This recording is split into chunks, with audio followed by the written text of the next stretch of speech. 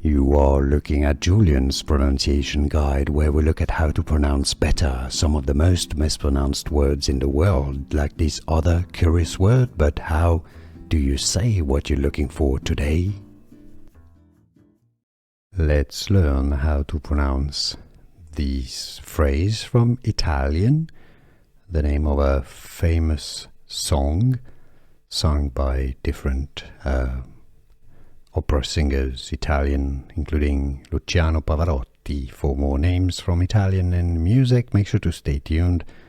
It means nobody's asleep or nobody's sleeping. Nessun, that's Italian. Nessun dorma. Nessun dorma, meaning nessun is nobody, dorma is sleep. Nessun dorma. Here are more videos on how to pronounce more confusing words and names too many mispronounced. Like this video if you found it useful. I appreciate your support. I'll see you soon and thanks for watching.